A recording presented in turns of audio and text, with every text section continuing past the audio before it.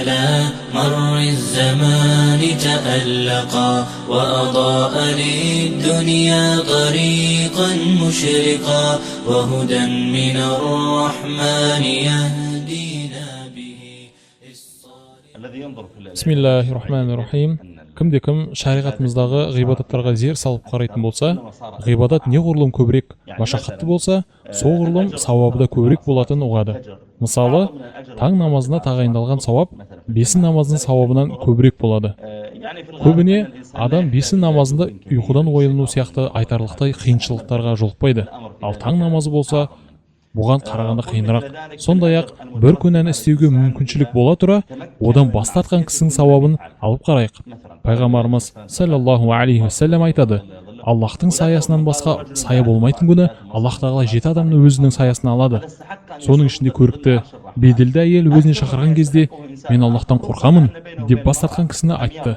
Басқа емес, тура осы кісі Аллахтың саясын паналауға лайық болды. Сондықтан қазір көпшілік адамдар салғырт қарайтын бір тақырыпты қосағым келіп тұр. Тіпті кейбір адамдарға қарасаң, қанша жылдар өтсе де осы істі әлі істемегенін көресің. Ол тақырып таң намазын өз уақытында оқу, яғни таң намазын жамағатпен оқу. Аллах тағала айтады: әрі таң намазын оқы, күдіксіз таң намазына періштелер қатысады.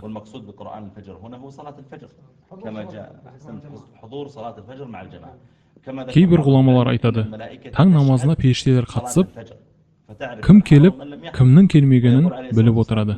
Аллахтың елшісі саллаллаху алейхи вассалам айтады: сендерді күндіз түні періштелер бақылап отырады.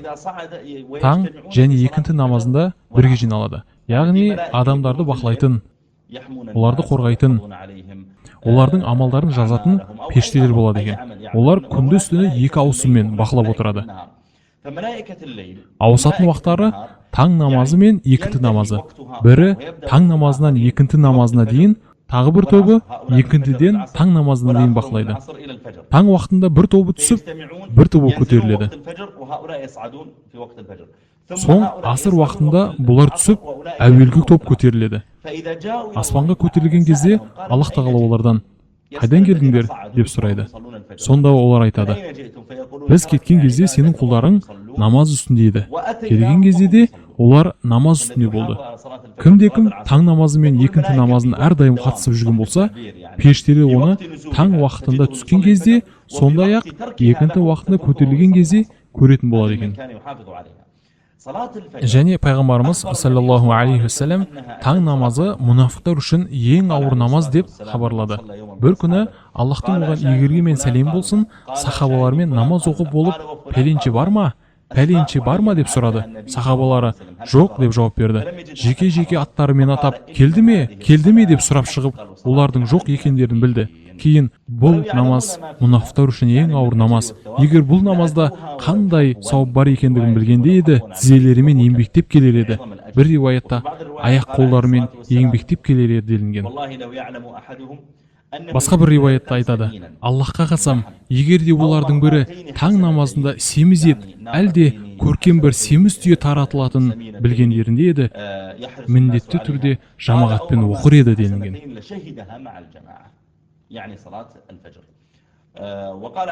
Тағы бір сахих хадисте Аллахтың елшісі саллаллаху алейхи вассалам былай дейді: кімде-кім таң намазын оқыса, ол Аллахтың қорғанында болады. Аллах тағала қиямет күнінде осы қорғанын сендерден сұрамасын. Яғни, таң намазын оқыған әрбір кісі Аллахтың панасында және оның қамқорында, мейірімінде және махаббатында болады екен.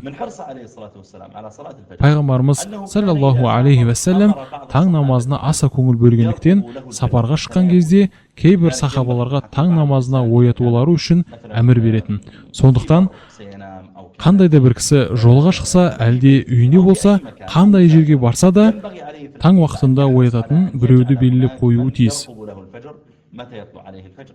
Бірде пайғамбарымыз саллаллаху алейхи вассалам соғыстан қайтып келе жатып, қатты шаршағандықтан тынығып алмақшы болады. Сахабалар да қатты шаршап шалдыққан еді. Сахабаларға қарап: кім бізді таң намазына оятады деді. Таң білінген кезде оятатын біреуді қоймақшы болды. Кім бізді оятады деді Билал радиаллаху анху. Мені оятамын, я Аллахтың елшісі деді. Оятасың ба деп сұрады. Уайымдамаңыз, мен оятамын деді. Біләл шашаған болса да намаз оқумен болды. Біздің заманымыздағыдай машинада әлде ұшақта отырып шашамаған болатын. Кей кездері ұшақта 6 немесе 7 сағаттық жолға шыққаныңда шаршап ұйқың келеді. Ал енді атпен әлде түйемен жолға шыққанда қалай болады? Жақсы әңгімемізге қайтайық. Біләлдің қиссасы. Біләл мен оятамын деген еді. Сахабалар ұйықтап жатқан кезде Біләл намаз оқи бастайды. Өзде қатты шаршаған еді, күні бойы түйенің үстінде жүріп келген. Шаршаған белгілі. Намаз оқып болғаннан кейін таңның атуын күту үшін түйесіне сүйеніп отыра кетеді. Сол күйінде отырып ұйықтап қалады. Тек күн көтеріліп ысы бастағанда ғана оянады. Ең бірінші Омар радиаллаху анху оянады. Омар радиаллаху анху күннің көтерілгенін көріп, намаз оқымағандарын біледі. Сахабалар абдырып, не істерін білмейді. Не үшін алаңдап уайымдады? Өйткені олар біз сияқты таң намазына ұйықтауға дағдыланбаған еді. Ал біз қазір, Аллах кешірсін, кейбіріміз еш абыржусыз сағат 7-де тұрамыз, бәрі орнында, еш нәрсе болмағанда күйде боламыз. Ал ұшақтан қалып қойса, әлде машинасын ұрып алса мазасы кетеді. Ал сахабалар тіптен таң намазын тастап көрмеген болатын. Бұл олардың дағдылары еместін. Осы себепті осы оқиға олар үшін үлкен соққы болып тиді. Омар радиаллаху анху тұрып, Біләл радиаллаху анху оята бастады. Біләл де абдырып оянды. Сахабалардың дауыстарынан пайғамбарымыз да оянды. Пайғамбарымыз Біләлге қарап, «Ей Біләл, сөзің қайда? Оятамын деген сөзің қайда?» деп сұрады. Сонда Біләл радиаллаху анху, «Я Аллахтың елшісі, сіздерді басқан ұйқы менде басты. Яғни, сіздер шаршап ұйықтап қалдыңыздар, мен де шаршап ұйықтап қалдым, мен де пендемін, сіздерді басқан ұйқы менде басты» дегені. Пайғамбарымыз сахабалардың сен себепші болдың, сен себепшісің деген айқаушыларын көріп, жүріңдер, бұл жер бізді шайтан алдаған жер деп бірнеше қадам жүріп, бір жерге тоқтады. Сол жерде азан шақырып таң намазын дауыстап жария түрде оқыды. Кейбір адамдар ойлайды, егер таң намазын күн шыққаннан кейін оқысаң, жамағатпен емес іштей бөлек оқисың деп ойлайды. Жоқ, кәдімгі таң намазы сияқты дауыстап жамағатпен оқисың. Мысалы, 4-5 адам болса жиылып жамағатпен дауыстап оқиды. Бұл да таң намазының артықшылығын көрсетеді. Сондай-ақ пайғамбарымыз саллаллаху алейхи вассалам Сахих Бухариде келген мына хадисінде былай дейді: кім екі салқын уақыттағы намазды оқыса, жәннатқа кіреді. Бұл хадистегі екі намаз таң намазы мен екінті намазы. Кімде-кім таң намазын уақытынан кейін оқитын болса, пайғамбарымыз саллаллаху алейхи вассалам оған өте қатты жазалы белгілеген. Сахих Бухариде Самура бин Жүндіктің хадисінде айтады: мені екі періште алып кетті. Ол екеуімен бірге жүрдім. Сөйтіп, шалқасынан жатқан бір кісіге келдік. Біреуі бас жағында үлкен таспен тұр екен. Әлгіні алып таспен басын майдалайды. Оның басы екіге бөлініп, тас домалап кетеді. Жаңағы ұрушы барып тасты алып келеді. Барып келгенше, оның басы өз қалпынан келеді. Оның басын қайтадан ұрады. Тас тағы домалап кетеді. Оны алып келгенше, бас қайтадан қалпына келеді. Үшінші мәрте тағы ұрады. Пайғамбарымыз бұл көріністі көрген кезде қатты шошыды. Рас өте қорқынышты. Пайғамбарымыз «Субханалла, Жибрил, бұл не?» деп сұрады. Жибрил, бұл парыз намаздарды ұйықтайтын кісі деп жауап берді. Неге? Оның басын майдалайды бауырлар. Өйткені ұйқы көбіне баста болады. Мысалы, тұр намаз оқы десең, басымды көтере алмай жатырмын дейді. Міне, осындай бастар сондай азаппен азапталады. Аллах тағала сіздер мен біздерді одан сақтасын. Хадисте имам Бухари риуаят еткен, және біл, бұл азап тозақтағы азап емес, бұл өлім мен қиямет сағатының арасындағы барзах әлемі. Аллах тағала айтады: ақирет азабы өте қатты және тұрақты, біз оларға зор азаптан алдын жеңіл азап таттырамыз. Ақирет азабынан алдын осындай азап болады.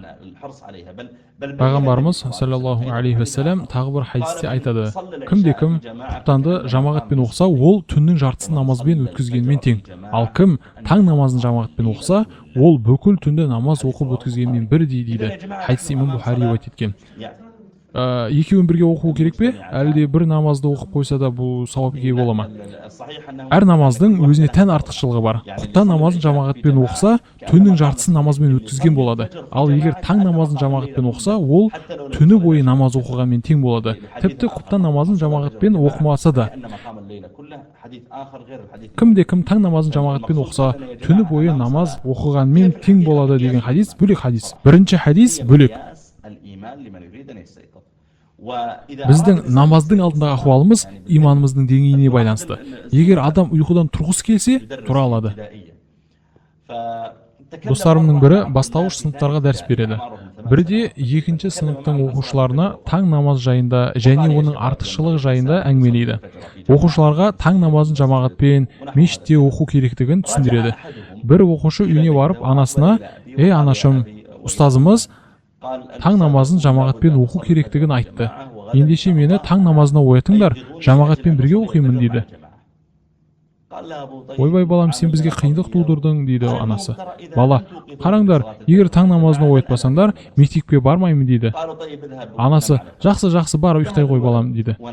Бала жатып ұйықтап қалады. Сағат 7 болғанда анасы келіп: тұр Мұхаммед, тұр, тез мектепке кетуің керек дейді. Бала: намазым қайда? Неге оятпайсыңдар деп дүрсе қояды. Қайдағы намаз? Тез тұр да үйде оқы да кет дейді анасы. Олай болса, мектепке бармайын деп тұрып алады. Ұрады, соғады, сонда да мектепке бармайды. Екінші күні әке шешесіне тағы келеді де былай дейді: қараңыздар, егер таң намазына оятпасаңыздар, мектепке тағы бармаймын дейді. Таңертең мектеп уақытында оятады. Тағы да бала айқай көтеріп: намазым қайда? Мен неге намаз оқымадым? Болды, мектепке бармаймын деп тұрып алады. Балам, жоқ, бармаймын. Бұлай ұрады. Бала сонда да мектепке бармайды. Үшінші түні тұруға тырысып, сағатты таң намазының уақытына қойғылары келеді. Бірақ таң намазының уақытын мүлдем білмейтін болып шығады. Кейін анасына қоңырау шалып: ана, таң намазына нешеде азан айтады деп сұрайды. Анасы қуанып: Аллаху акбар, Аллах тағала сендерді хидаятқа бастағанына шүкір, сағат 4:30-да азан айтады дейді. Сағатты және телефонды 4:30-ға қояды. Көршілеріне ескертіп қояды. Көршілері әрдайым таң намазына шығады екен. Оларға: шығып бара жатып біздің есіктің қоңырауын шалып кетіңдер деп ескертеді. Яғни адам өзі тұрғысы келсе, әр түрлі шараларды қолданады екен. Егер сен мен тұрамын деген нық сенімде болсаң, тұра аласың. Біздің айыбымыз осындай нық шешімді өзімізге қалыптастыра алмай жатырмыз. Сөйтіп, сағат 4:30-да сағат, телефон, есік барлығы шырылдай бастайды. Анасы тұрып ұлын оятады. Баласы тұрып киініп тысқа қарай беттейді. Анасы оған бұрылып: балам, мынандай қараңғы түнде бір өзің қайда барасың дейді. Таң намазын оқуға барамын. Бір өзің барасың ба? Енді не істейін, әке ұйықтап жатыр ғой дейді. Жарайды, күте тұр деп анасы жоғары көтеріліп кетеді. Әкесі жастығын құшақтап ұйықтап жатыр. Қазір оятып жатсың ба? 3 сағаттан кейін жұмысқа кетуім керек қой деп жарыла бастайды әкесі. Анасы әкесін оятады. Әкесі ұлымен еріп мешітке барады. Мұғалім айтады: маған 3 айдан кейін әкесі келді. Сол ұлының себебінен жағдайы жақсылыққа, ізгілікке түгелдей өзгерген. Яғни әкесінің басқа да істейтін жаман істері болған. Субханалла, осы ұлының таң намазына оятуы себебінен тура жолға қадам басқан. Және мұғалімге айтады: шейх, ұлымның осы ұмтылыс себепті 3 айдан бері таң намазын біз қаза қылмадық.